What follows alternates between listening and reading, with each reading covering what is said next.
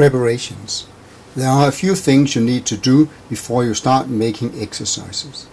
The very first thing is to create a folder that will hold your exercises, because that will make it much easier when you put it onto the internet later on. And go to the local disk C, where I create a new folder. I call the new folder Exercises 1, and there it is. Should I want to use graphics in my exercises, then it is a good idea to copy the graphics to this area as well, because that will make it easier to make sure that all the files are there when I send them to the internet. You also need to decide if you want a content page that can be used for navigation to other web pages. The typical name for a content page would be index.htm or default.htm. This is also the time where you have to decide how many exercises do you want to make and what type of exercises. It is important to decide on some names of the final exercises. For instance, the first crossword exercise could be called cross1.htm.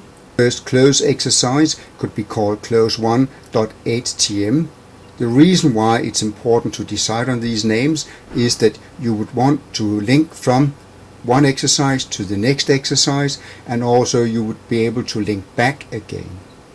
I plan to make 5 HTML pages or web pages for the content folder called Exercises 1.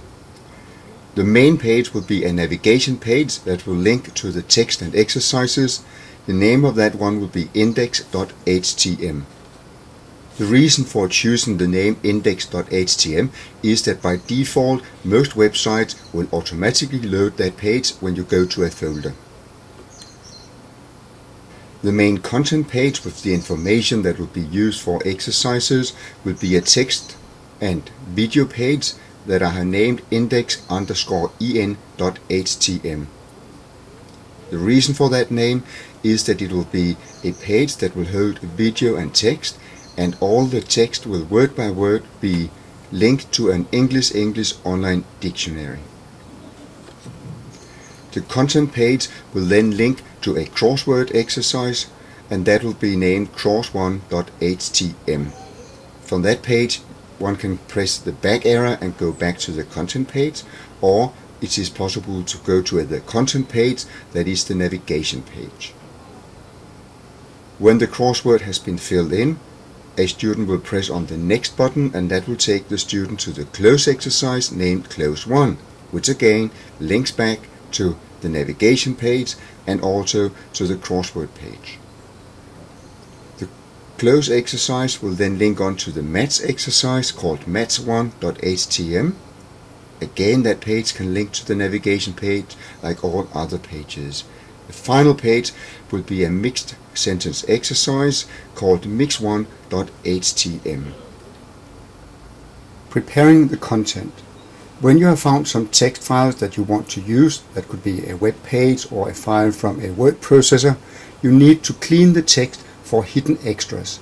Hidden extras, that's information that is hidden below the words, for instance a link to another web page, or information in Word like a bold letter, etc. To remove and clean that text, you need to copy the text to Notepad, and when it is needed in Hot Potatoes, you copy back from Notepad and paste it into Hot Potatoes.